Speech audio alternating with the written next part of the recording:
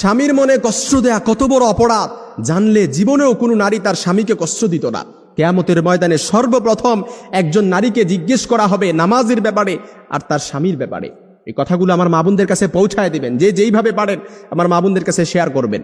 আম্মা জান আয়েশা রাদিয়াল্লাহু তাআলা আনহা বলেন, ইয়া মাশারান নিসা, হে নারী সম্প্রদায়, লাউ তাআলামনা হাক্কা আজওয়াজিকুন্না আলাইকুন্না, তোমরা যদি জানতে তোমাদের কতটা দায়িত্ব স্বামীদের উপর, লাজালাতিল মারআতু মিনকুন্না তামসাহুল গুবার আন কদামাই যাওজিহা বিখাদ্দি ওয়াজহিহা।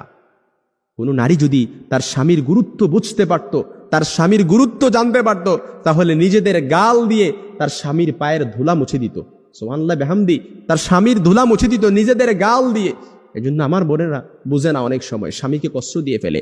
অনেকে মনে করে যে বর্তমান সময়ে সবচাইতে বেশি নারী নির্যাতন হয়, কিন্তু তারা জানে না, তারা গড় সংখ্যা দেখে না। বর্তমান সময়ে সবচাইতে যে তালাকের বিচ্ছেদের ঘটনা ঘটে, এটা হচ্ছে স্ত্রীর দ্বারা স্বামীকে ডিভোর্স দেয়, খোলা তালাক দিয়ে দেয়।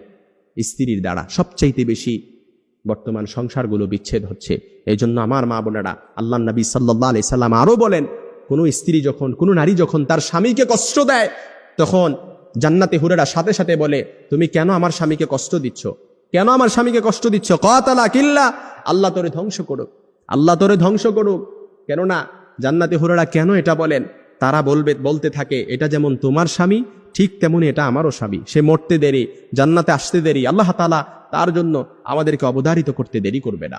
এই জন্য যারা স্বামী পাইছেন, আপনি একটা জান্নাতের টুকরা, হীরার টুকরা পাইছেন, এটার কদর করেন। কারণ আপনার জান্নাত আপনার স্বামীর পায়ের নিচে, আপনার জান্নাত আপনার ঘরে। স্বামী যদি সন্তুষ্ট থাকে আপনি জান্নাতে যেতে পারবেন, আর স্বামী অসন্তুষ্ট আপনি কখনো জান্নাতে যেতে পারবেন।